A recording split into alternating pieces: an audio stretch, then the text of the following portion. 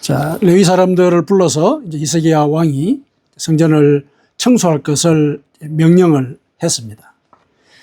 자, 이 성전 청소는 우리가 영적으로 이렇게 적용을 해볼 때 회개와 상관을 할 수가 있습니다. 왜 이렇게 회개와 연관을 시키느냐 하면은 우리의 몸이 성전이라는 그런 말씀이 있잖아요. 우리의 몸이 성전이다. 그럼 성전을 청소한다는 것은 우리의 몸을 청소하는 것과 같은 것이죠. 그래서 오늘 이 본문을 성전 청소와 관련해서 살펴볼 때 이제 우리의 삶 속에서 회개를 어떻게 해야 되며 또 회개한다는 것이 무엇을 의미하는가, 그리고 또 회개는 왜 해야 하는가, 이런 점들을 같이 한번 살펴봤으면 좋겠습니다. 오늘 본문이 이제 그와 관련되어 있는 내용들을 많이 암시를 하고 있습니다. 자, 우선 이제 오늘 본문에서 얘기하고 있는 이 내용들의 배경을 먼저 한번 살펴보도록 하겠습니다. 히스기야가 왕위에 25세에 올랐죠. 그 전에 이 아버지 시대에 어떤 일이 있었는지 그걸 조금 살펴볼 필요가 있습니다. 히스기야 왕의 아버지는 아하스거든요. 아하스는 우리가 그 기록만을 살펴볼 때도 굉장히 그 불운한 그런 치세 기간을 지냈다. 이렇게 한마디로 얘기할 수 있을 정도로 굉장히 힘든 그 시간을 보냈습니다. 기록에 따라서 우리가 살펴볼 때 그 아하스 왕이 치세하는 그 기간 동안에 아람 왕국이 이스라엘 그 주변에 있는 아람 왕국이 있거든요. 오늘 이제 시리아라고 하는 이제 그런 지역인데 거기에 있는 왕국이 쳐들어와 가지고 전쟁을 했는데 패했어요. 패했습니다. 그 다음에 그 일이 있고 난 뒤에 동족인 북쪽 이스라엘 왕국이 또 쳐들어왔어요. 거기서 졌습니다. 그리고 이렇게 수습을 하는 그 과정 속에 남쪽에 있는 에돔 족속이 또 일어나가지고 또 쳐들어왔어요. 그러니까 이제는 전쟁이 2번 졌잖아요. 그러니까 국고도 거의 탕진이 되었고, 이제 동원할 군사도 모자라고. 그러니까 에돔 족속이 쳐들어왔을 때는 저쪽에 위에 있는 북쪽에 있는 아수르 왕국에다가 원군을 요청을 했습니다. 이제 여러 가지 재물을 갖고 가서 바치고 좀 도와달라고 요청을 했겠죠. 그 당시 아수르는 거대한 제국이니까 와서 이 에돔 족속을 좀 평정해 달라 이제 부탁을 한 거죠. 그랬는데 이 아수르 왕이 군대를 끌고 와가지고 에돔 족속을 치기보다는 유다 왕국을 쳐버린 거예요.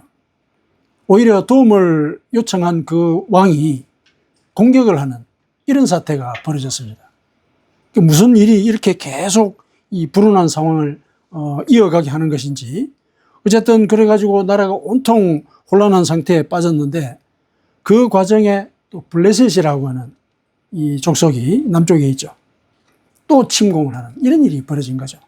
그러니까 나라가 여러 이 주변 국가로부터 침공을 받으니까 또 주변에 있던 국가들이 그 나라가 약해진 것을 보고 침공을 하는 거죠. 이런 일들이 계속 벌어진 거예요.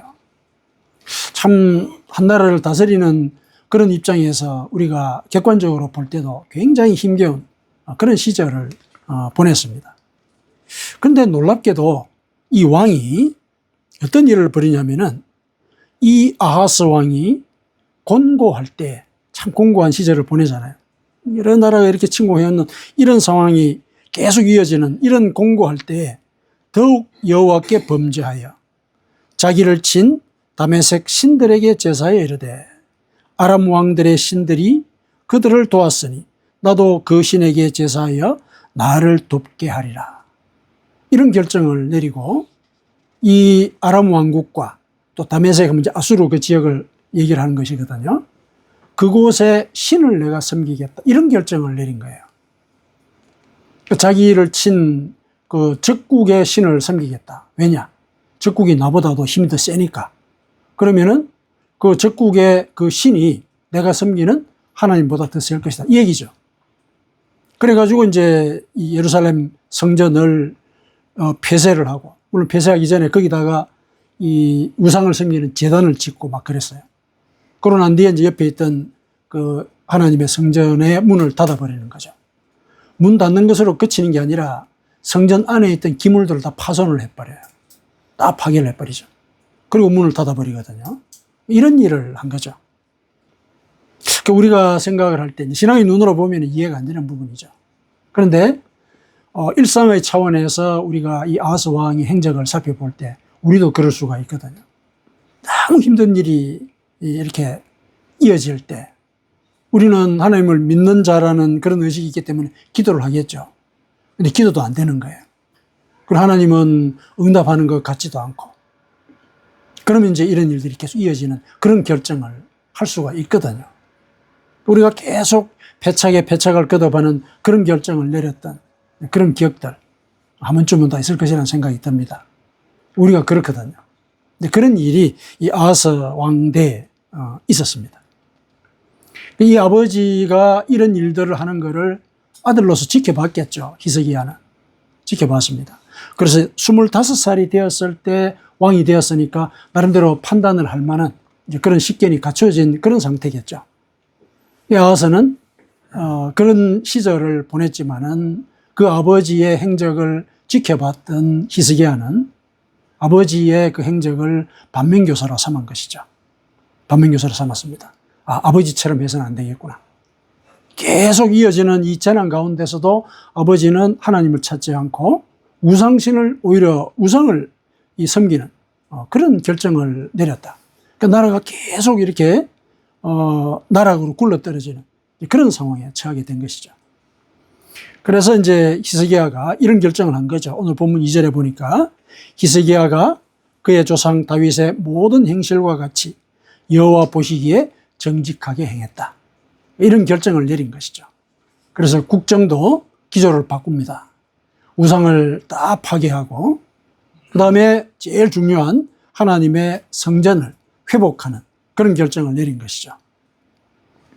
그래서 3절에 가니까 첫째 해 첫째 달에 여호와의 전 문들을 열고 수리하고, 그러니까 첫째 해 첫째 달이라는 것은 히스기야가 왕에 즉위한 그때를 얘기하겠죠.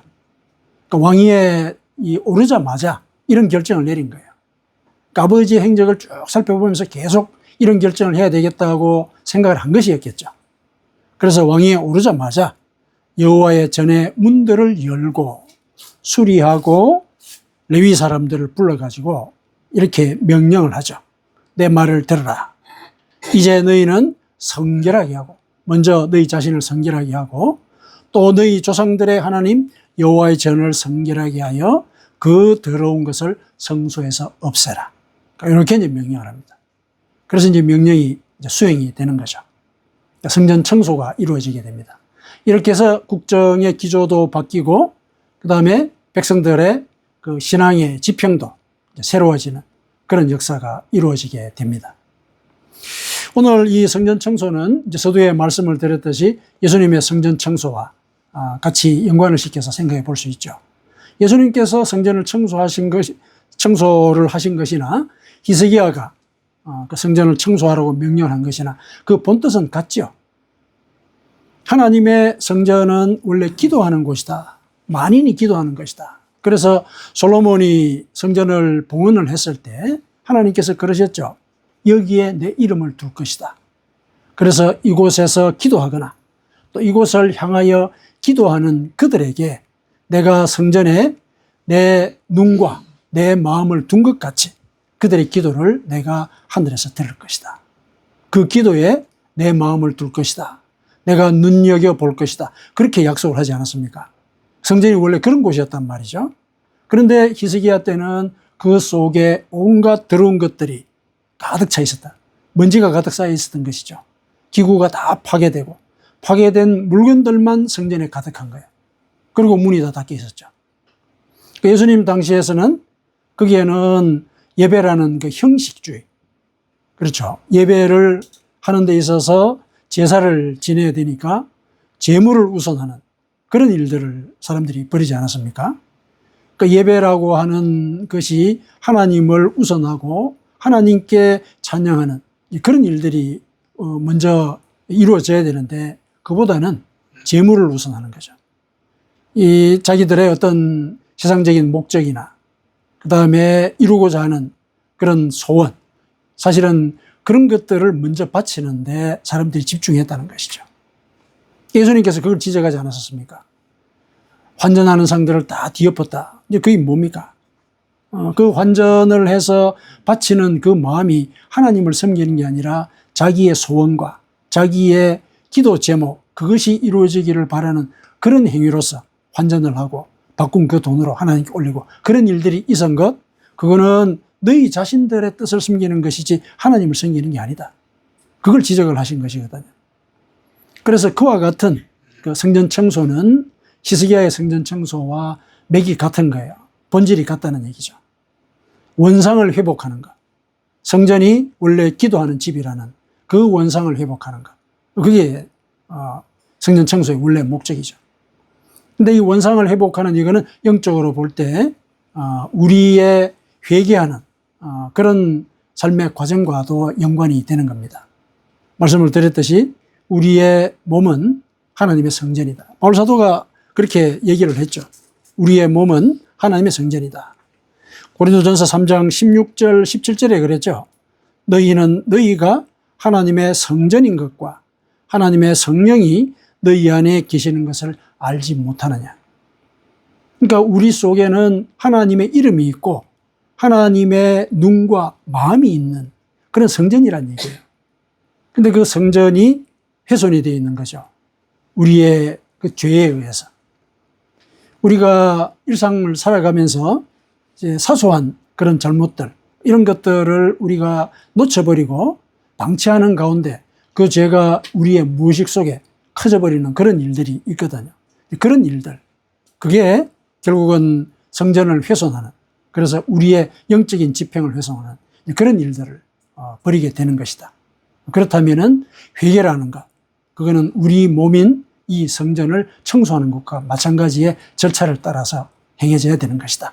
이렇게 이제 우리가 얘기를 해볼 수가 있는 거죠. 성전을 청소하는데 가만히 보니까 이 절차가 있었어요. 오늘 본문에. 이거는 결국 회개의 절차와도 관계가 있는 것입니다. 성전을 청소하는 절차는 가만히 살펴보니까 먼저 여호와의 전 문을 열어야 되는 거죠. 닫혀 있었던 거죠. 우리가 죄에 빠지면은 하나님께 대해서 문을 닫고 있는 거예요. 마음의 문을 닫고 있는 것이거든요. 그 문을 열어야 되는 것이죠. 물론 그 문을 열게 하시는 것은 하나님이시에요. 우리가 죄 속에 갇혀서 문을 닫았는데 우리가 어떻게 자발적으로 문을 열겠어요? 그거는 논리적으로 맞지 않는 일이죠. 우리가 잘못했다 이런 인식을 갖는 것은 하나님이 그런 인식을 갖게 하실 때 가능한 일이거든요. 실제로 그런 말씀이 있지 않습니까? 회개할 마음을 주사. 디모데후서에 그런 얘기 나오죠. 디모데후서에 하나님께서 우리에게 회개할 마음을 주신다. 디모데후서 2장 25절이에요. 그러니까 회개할 마음을 주신다는 것은 결국 요한계시록에서 나온 대로 우리의 마음의 문을 두드리는, 내가 잘못하고 있지 않는가 하는 이런 양심의 소리가 있죠. 이게 이제 우리 속에서 들리게 하시는 거예요. 하나님께서. 그랬을 때 문을 여는 거죠. 히스기야가 성전 문을 열도록 명령한 것, 그건 뭐겠습니까? 아버지의 그 행적, 성전 문을 닫아버린 그 행적, 잘못했다는 거죠. 그걸 깨달은 것이거든요. 그래서 우리는 회개를 할 때 먼저 이 마음의 문을 하나님께 열어야 되는 거죠. 이 문을 연다는 것은 뭐냐면은 내 마음에 들리는, 내가 하나님 앞에서 잘못하고 있다는 그 생각을 인정하는 거죠. 그리고 하나님께서 이 생각을 이어서 내가 회개할 수 있도록 도와주십시오. 이런 기도를 올리는 거죠. 그게 마음의 문을 여는 겁니다. 그러면 이제 그 기도를 하나님께서 응답을 하시죠. 왜냐하면 그게 하나님의 뜻이잖아요. 우리가 정결한 영으로 살아가는 것. 그게 하나님의 뜻이거든요. 그 뜻에 합당한 기도는 하나님이 들으시거든요. 우리의 회개를 도와주십시오. 내 속에 쌓여있는 죄에 대해서 제가 하나님 앞에 고백합니다. 그걸 받으신다는 얘기죠. 그거는 하나님의 약속이니까 하나님이 그렇게 분명히 하신단 말이죠. 그래서 회개는 먼저 나의 마음속에 쌓여있는 죄에 대한 인정이죠. 이게 필요한 겁니다. 이게 마음의 문을 여는 거예요. 마음의 문을 여는 것이죠. 그리고 그 다음에는 그 더러운 것을 성소에서 없애는 거죠. 그 다음 절차가 이거죠. 내 속에 죄가 있다는 걸 하나님 앞에 인정하고 고백합니다. 그리고 그것을 씻어내도록, 청소할 수 있도록 도와주십시오. 이렇게 간구를 한 뒤에는 내 속에 있는 그 더러운 것을 없애야 되는 거죠. 없애야 됩니다. 없애는 거는, 내가 없애는 거는 또 아니에요. 내가 없애는 건 아니고 하나님께 고백할 때 하나님이 용서를 해 주시죠. 용서해 주시죠. 용서하면은 그 죄의 흔적이 씻겨져 나갑니다.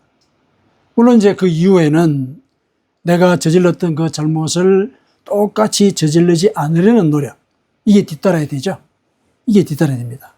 그게 성소에서, 즉 내 몸에 쌓여 있는 그 죄를 없애는 그런 과정이죠. 그게 두 번째 절차입니다. 그 다음에 세 번째 절차는 그 상태를 유지하는 거죠. 그 상태를 유지하는 거예요.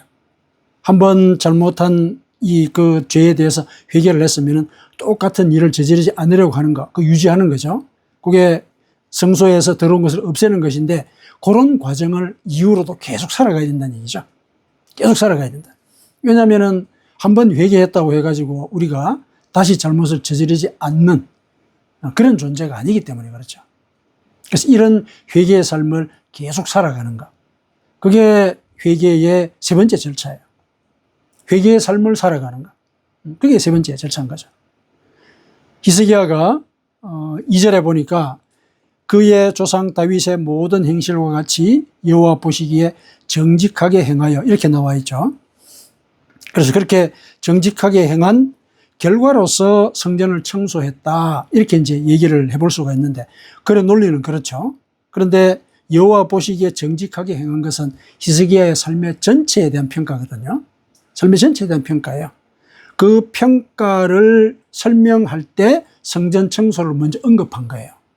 그렇다면은 이 2절의 말씀은 이 성전 청소 이후에 히스기야가 어떻게 살았는가, 그것을 알려주는 말인 거죠.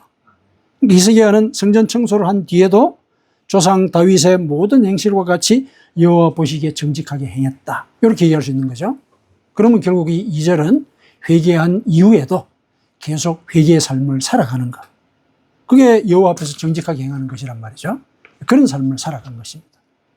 그래서 오늘 본문은 그 회개의 절차를 우리에게 일러주고 있죠. 먼저 마음의 문을 열어야 되죠. 내 죄를 인정하는 거예요. 내 죄를 인정하고 고백하는 거죠. 그러고 난 뒤에 그것에 대해 용서를 간구하고, 그리고 같은 일을 저지르지 않도록 다짐하고 나를 통제하는 것이죠. 그리고는 이제 이후에는 계속 회개하는 삶을 이어가는 것. 이게 이제 회개의 절차인 거죠.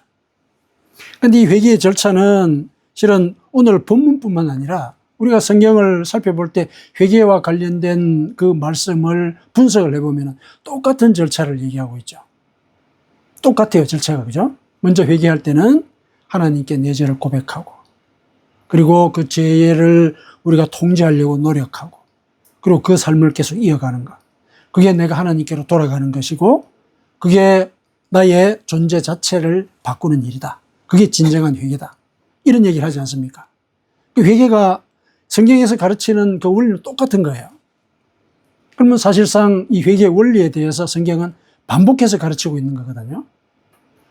과거나 지금이나, 그리고 이스라엘 그 멀리 있는 그 지경이나 지금 이 한국 땅이나 회개의 원리는 똑같다는 거예요. 똑같다. 그래서 반복해서 성경에서 우리에게 회개의 원리를 일러주고 있는 것이거든요. 회개는 이런 절차를 따르는 것이다. 그걸 우리가 이제 기억을 할 필요가 있겠습니다. 그러면 이제 우리가 살펴봐야 될 게, 그러면 왜 그런 회개를 해야 되느냐? 물론 회개의 절차를 그렇게 왜 따라야 되느냐, 그렇게 얘기할 수는 없죠. 왜냐하면 회개의 절차를 살펴보면 그 자체가 논리적으로 연결이 되어 있으니까. 먼저 고백하고 용서받고, 그리고 용서받은 자로서 사는 것. 이건 논리적이잖아요. 그러면 왜 이 절차를 따라야 되는가? 이건 문제가 아니고, 왜 우리가 그 절차마다 그러한 행위를 해야 되는 것인지, 왜 먼저 고백을 해야 되는 것인지, 왜 용서를 구해야 되는 것인지, 그걸 한번 살펴볼 필요가 있는 거죠. 왜 먼저 우리가 죄를 인정하고 하나님께 마음의 문을 열어야 되느냐? 그거는 이유는 뭐냐면은 우리의 몸이 우리 것이 아닌 거예요. 우리 것이 아니기 때문에 그래요. 분명히 이렇게 얘기를 하고 있죠. 바울 사도가 이제 우리에게 이렇게 얘기를 합니다. 고린도 전서 6장 19절에서 20절이에요. 너희 몸은 너희가 하나님께로부터 받은 바 너희 가운데 계신 성령의 전인 줄 알지 못하느냐. 우리 몸은, 그러니까 우리가 하나님을 믿게 되었을 때는 이 몸이 우리 것이 아닌 거예요. 하나님으로부터 받은 몸이 되는 거예요. 하나님으로부터 받았어요. 그리고 이어서 이렇게 얘기를 합니다. 너희는 너희 자신의 것이 아니다. 이렇게 얘기를 하고, 값으로 산 것이 되었으니 그런즉 너희 몸으로 하나님께 영광을 돌리라. 이렇게 얘기를 하고 있습니다. 예. 우리는 사실은 하나님으로부터 이 몸을 빌려 쓰고 있는 거예요. 빌려 쓰고 있습니다. 그러면 빌린 사람은 그 빌린 집을 깨끗하게 유지해야 되죠. 원리가 그런 것이죠. 이거 기억하십시다. 내 몸은 내게 아니다. 하나님을 믿게 된 이유로 이 몸은 하나님이 나에게 주신 몸이다. 내 존재가 그러하다는 얘기예요. 왜냐하면 하나님이 본질상 진노의 자녀였던 나를 당신의 자녀로 받으셨잖아요. 당신의 자녀의 존재로 바꿔주셨단 말이죠. 우리 존재의 집을 그렇게 바꿔주실 것이죠. 그렇게 빌려주신 거예요. 그럼 그 빌린 그 집에서 우리가 산단 말이죠. 그러면 그 집을 집주인은 깨끗하게 유지하기를 바라는 거죠. 기본적으로. 그렇게 우리는 이해를 해야 됩니다. 왜 회개를 해야 되고 왜 죄를 인정해야 되느냐. 내가 들어있는 이 존재, 이 몸은 내게 아닌 거예요. 하나님이 빌려주신 거예요. 빌린 집을 우리는 깨끗하게 유지를 해야 됩니다. 그 다음에 성소를 이제 청소를 한다는 얘기가 나오잖아요. 더러운 것을 뽑아내야 되는 거죠. 더러운 것을 뽑아내는 것. 예를 들어서 이제 집주인은 그 집의 상태에 대해서 관심을 가지지 않겠습니까? 빌려줬으니까. 그러면은 집주인이 예를 들어서 방문을 한다고 생각해 보십시다. 오늘날 우리의 생각으로는 이제 계약 그 기간 동안에는 그런 일은 없지만은 어쨌든 계약이 마쳤을 때 집주인이 와서 상태를 볼 거 아니에요. 상태를 봤을 때 원래 자기가 주었던 그 집 상태보다도 더 훼손이 되면 어떻게 돼요? 이거 원상복구하라 얘기하겠죠. 그렇지 않습니까? 원상복구하라. 그 빌려준 집을 이렇게 썼느냐 이런 문제가 생기지 않습니까? 그런 얘기가 나오면 사실은 이사를 가야 되는 입장에서는 큰 부담이죠. 물론 그 부담 때문이 아니라 살아가는 과정 속에 오물과 함께 사는 그런 일은 없어야 되는 거죠. 그렇지 않습니까? 예수님께서 그러셨죠. 요한계시록에 문을 두드려서 내가 너희 그 마음문에 들어가겠다. 마음속으로 들어가겠다 말씀하셨죠. 들어와서 뭐 하신다 그랬습니까? 같이 너와 함께 즐긴다는 그런 말씀을 하셨죠. 그렇죠? 즐기는 거예요. 들어가서 잔치를 벌이는 거죠. 그러니까 하나님께서 우리에게 집을 빌려주시고 빌려주신 그 속에서 우리와 함께 거하는 거예요. 우리 몸이 그런 존재란 얘기예요. 그냥 빌려주고 당신은 떠나버린 게 아니라 집을 빌려준 그 상태와 함께 당신의 이름과 당신의 마음이 같이 들어있는 거예요. 그래서 우리와 함께 잔치를 하기를 원하시는 거죠. 교제하고 화목하게 지내기를 원하시는 거죠. 그런데 잔치가 옆에 오물이 있는데 그 잔치 분위기가 나겠습니까? 그건 아니란 얘기죠. 그건 아니다. 그래서 내 속에 죄가 발견이 되면 고백하는 것과 동시에 씻어내는 노력이 있어야 되는 것이죠. 하나님이 나에게 이 몸을 빌려주셨기 때문에 그런 거예요. 그리고 빌려주신 그 상태에서 그분이 함께 계시고 나와 함께 지내기를 원하시기 때문에 그분이 계시는 곳에 오물을 방치를 해서는 안 된다는 얘기죠. 그래서 이제 우리가 회개를 하고 우리 속에 잘못된 습성을 뽑아내리는 노력을 해야 되는 것이죠. 그 다음에 이제 이어서 계속 회개하는 삶을 이제 살아야 되는 그 이유는 뭐냐? 본질적으로 죄는 한 번 회개한다고 그 뿌리가 뽑히는 것이 아니거든요.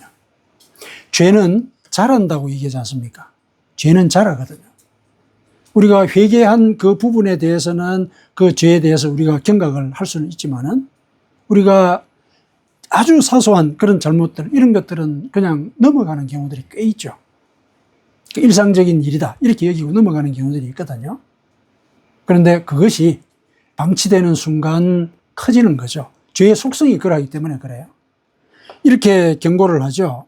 야고보서에서 욕심이 잉태한 적 죄를 낳고 죄가 장성한 적 사망을 낳느니라. 죄는 크는 거예요. 죄가 자란다는 거예요.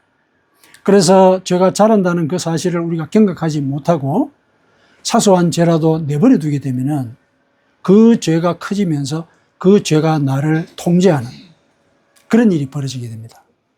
통제하게 되죠. 죄는 자란다는 거. 이거 우리 기억을 해야 됩니다. 죄가 자라기 때문에 이 회개하는 삶을 계속 우리는 살아가야 하는 것이다. 죄를 범하는 자마다 죄의 종이다. 이렇게 예수님께서 말씀하지 않았습니까? 종은 뭡니까? 주인이 시킨 대로 하는 거죠. 죄가 주인인 거예요. 그러면은 주인인 죄가 시키는 대로 그 종은 할 수밖에 없는 거거든요. 그래서 늘 회개하는 그런 삶을 살아야 되는 것이다. 그래서 우리가 이 회개의 절차를 따라서 회개를 해야 되는 그 각각의 절차상의 이유가 그러한 거예요. 우리 몸은 하나님이 우리에게 빌려주신 것이다. 그래서 빌려받은 자로서 우리는 이 집을 깨끗하게 유지해야 될 의무가 있는 것이다. 그래서 회개해야 되는 것이죠. 그리고 이 속에 있는 더러운 오물을 없애야 하나님이 나와 함께 거하시는 그런 은혜를 누릴 수 있겠다. 그리고 이 오물을 방치하면 이 오물이 나를 지배한다. 그렇죠. 집에 쓰레기가 그대로 방치가 되면 쓰레기 냄새가 집안을 가득하게 하고 벌레가 꼬이고 이런 일이 생기지 않습니까? 우리 영혼도 똑같다는 얘기예요. 그래서 우리는 늘 회개하는 그런 삶을 살아야 한다. 하나님은 물론 이제 이런 회개의 절차나 회개의 이유를 이렇게 여러 번 반복해서 일러주시지만은 실은 일러주시는 이유의 그 가장 깊은 밑바닥에는 정죄를 위해서 그런 건 아니에요. 너는 이런 존재다. 너는 죄를 지을 수밖에 없는 존재다. 이걸 일러주기 위해서 그런 건 아니죠. 하나님께서 계속 회개에 대해서 말씀하시는 그 이유는 나와 잔치를 하기 위해서 그런 거예요. 나와 잔치를 하기 위해서. 내 속에서 화목하게 나와 교제하며 하나님이 주시는 영생의 소망을 같이 키워가기를 원하시기 때문에 회개를 얘기를 하시는 거죠. 그 누가복음 15장에 나오는 16장에 나오는 그 탕자의 비유 있지 않습니까? 탕자의 비유. 아버지는 탕자가 돌아왔을 때 아무런 얘기도 하지 않았죠. 그저 돌아온 그 자체만으로 기쁘고 감사해서 잔치를 벌였거든요. 하나님의 마음이 그런 것이라는 얘기죠. 그 마음 때문에 이 회개에 대해서 여러 번 반복해서 우리에게 일러주시고 그 각각의 이유도 우리에게 일러주신 것입니다. 하나님의 그 뜻이 이 회개를 통해서 이루어질 수 있다는 것, 우리가 그것을 기억하면서 늘 정결한 영혼을 위해서 우리가 경각하고 또 정결한 마음으로 일상을 살아가도록 함께 노력하십시다. 아멘.